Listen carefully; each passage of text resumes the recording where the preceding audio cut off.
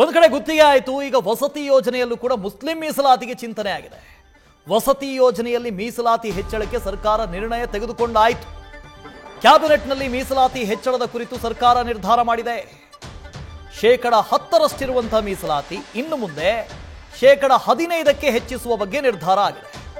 ಕೇವಲ ಮುಸ್ಲಿಮರಿಗೆ ಮಾತ್ರ ಅಲ್ಲ, ಅಲ್ಪಸಂಖ್ಯಾತರಾಗಿರುವ ಮುಸ್ಲಿಂ, ಜೈನರು, ಕ್ರೈಸ್ತರು ಸೇರಿದಂತೆ ಎಲ್ಲ ಅಲ್ಪಸಂಖ್ಯಾತರಿಗೂ ಇದು ಅನ್ವಯ ಆಗತ್ತೆ.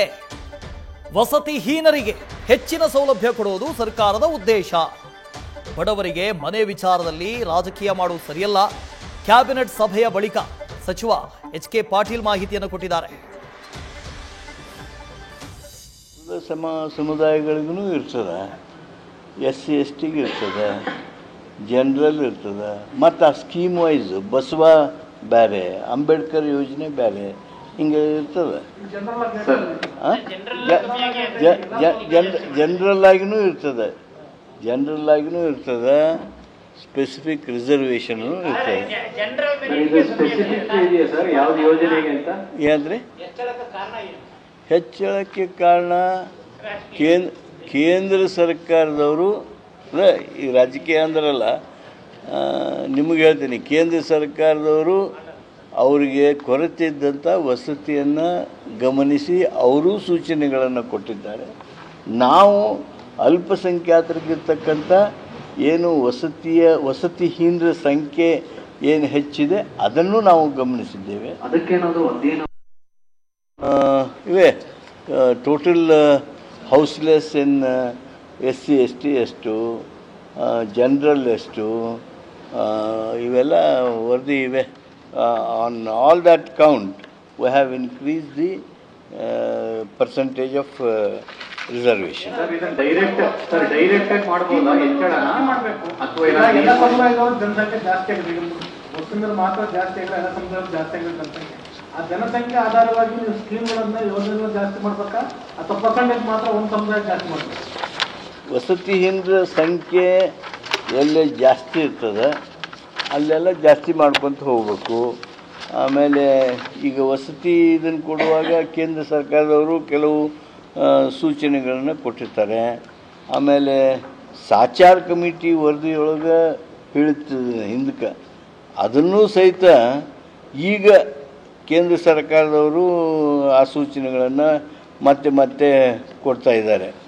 ಆ ಎಲ್ಲ ಸೂಚನೆಗಳನ್ನು ಗಮನದಲ್ಲಿ ಇರಿಸಿಕೊಂಡೇ ಸಾಮಾಜಿಕ ನ್ಯಾಯವನ್ನು ಗಮನದಲ್ಲಿರಿಸಿಕೊಂಡ ಈ ನಿರ್ಣಯವನ್ನು ತೆಗೆದುಕೊಂಡಿದ್ದೇವೆ. ಈಗ ಆದೇಶ ಒಂದೇ ಸಾಕು ಅಥವಾ ಏನಾದ್ರು ನಿಯಮಾವಳಿಗಳಿಗೆ ಬದಲಾವಣೆ ತರೋದ್ರ ಬಗ್ಗೆ ಏನಾದ್ರು? ನಿನ್ನ ಜಾತಿ ಯಾವುದು ಅಂತ ಕೇಳಲಿಲ್ಲ ಅವರು. ಯಾರಿಗೆ ಮನೆಯಲ್ಲಿ ಗ್ಯಾಸ್ ಇರಲಿಲ್ಲ ಅವರಿಗೆ ನಿನ್ನ ಜಾತಿ ಯಾವುದು ಅಂತ ಕೇಳಿದ್ರೆ ಗ್ಯಾಸ್ ಕನೆಕ್ಷನ್ ಕೊಟ್ಟರು. ಹಿಂದೂಗಳು ತಗೊಂಡ್ರು, ಮುಸಲ್ಮಾನರು ತಗೊಂಡ್ರು, ಕ್ರಿಶ್ಚಿಯನ್ರು ತಗೊಂಡ್ರು, ನಾವು ಯಾವುದೇ ಮತಕ್ಕೆ ಸೇರಲ್ಲ ಅಂತವರು ತಗೊಂಡ್ರು. ನಿನ್ನ ಜಾತಿ ಯಾವುದು ಅಂತ ಕೇಳಿದ್ರೆ ಆಯುಷ್ಮಾನ್ ಭಾರತ್ ಕಾರ್ಡ್ ಕೊಟ್ಟರು. ನೀವ್ಯಾಕೆ ಜಾತಿ ಕೇಳ್ತೀರಿ? ನೀವ್ಯಾಕೆ ಮತೀಯ ಆಧಾರಿತ ಮೀಸಲಾತಿ ಕೊಡ್ತೀರಿ? ನಿಮ್ಮ ಹುನ್ನಾರ ಏನು? ನಿಮ್ಮ ಷಡ್ಯಂತ್ರ ಏನು? ನನಗನ್ಸುತ್ತೆ ಬಾಂಗ್ಲಾದೇಶಿ ಅಕ್ರಮ ನುಸುಳುಕೋರರನ್ನ ಸೆಟ್ಲ್ ಮಾಡಿಸೋದಕ್ಕೇನೆ ನೀವು ಷಡ್ಯಂತ್ರ ನಡೆಸಿದ್ದೀರಿ. ನಿಮ್ಮ ತಾತ್ಕಾಲಿಕ ವೋಟ್ ಬ್ಯಾಂಕಿಗೆ ನೀವು ಬೆಂಗಳೂರಿನಲ್ಲಿ ಸೋಲ್ತಾ ಇದ್ದೀರಿ. ನಗರ ಪ್ರದೇಶಗಳಲ್ಲಿ ಹೆಚ್ಚಿನ ಪ್ರದೇಶಗಳಲ್ಲಿ BJP ಗೆಲ್ತಾ ಇದೆ.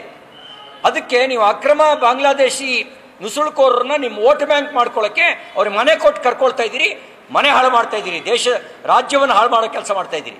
ಇದನ್ನು ಖಂಡಿಸ್ತೇನೆ. ಇದು ವಿಡ್ರಾ ಮಾಡ್ಕೊಳ್ಬೇಕು ಅಂತ ಆಗ್ರಹಿಸ್ತೇವೆ. ಚರ್ಚೆ ಮಾಡ್ತೀವಿ. ಈಗಷ್ಟೇ ವಿಷಯ ಗೊತ್ತಾಯಿತು. ಈಗ ರಾಜ್ಯಾಧ್ಯಕ್ಷರ ಜೊತೆಯಲ್ಲಿ, ಎರಡೂ ವಿಪಕ್ಷ ನಾಯಕರ ಜೊತೆಯಲ್ಲಿ, ಪಕ್ಷದ ಪ್ರಮುಖರ ಜೊತೆಯಲ್ಲಿ ಚರ್ಚೆ ಮಾಡ್ತೀವಿ. ಚರ್ಚೆ ಮಾಡಿ ನಿರ್ಣಯ ತಗೊಳ್ತೀವಿ.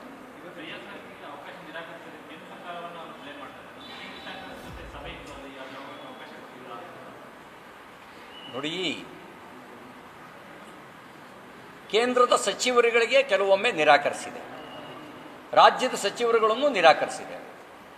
ಯಾವ ಕಾರಣಕ್ಕೆ ಯಾಕೆ ತಗೊಂಡಿರುತ್ತೆ ಅನ್ನೋದು ನಮಗೆ ಗೊತ್ತಿಲ್ಲ.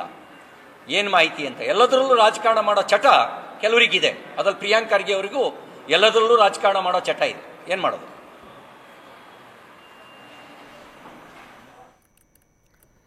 ಇಲ್ಲಿ ಒಂದು ಕಡೆಯಿಂದ CT ರವಿಯವರು ಮಾತಾಡಿದ್ರು, ಎಚ್.ಕೆ. ಪಾಟೀಲರು ಮಾತಾಡಿದ್ರು. ಫೈನ್, ಯಾರಿಗೆ ಸೌಲಭ್ಯ ಇಲ್ವೋ, ಸೌಲಭ್ಯ ವಂಚಿತರಿದ್ದಾರೋ ಅವರಿಗೆ ಮೀಸಲಾತಿ ಸಿಗಲಿ, ಅವರಿಗೆ ಸೌಲಭ್ಯಗಳು ಸಿಗಲಿ.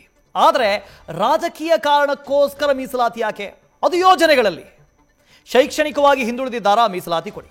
ಆರ್ಥಿಕವಾಗಿ ಹಿಂದುಳಿದಿದ್ದಾರಾ? ಮೀಸಲಾತಿ ಕೊಡಿ. ಸಾಮಾಜಿಕವಾಗಿ ಹಿಂದುಳಿದಿರುವಿಕೆ ಇದೆಯಾ? ಮೀಸಲಾತಿ ಕೊಡಿ. ಯೋಜನೆಗಳಲ್ಲೂ ಮೀಸಲಾತಿ.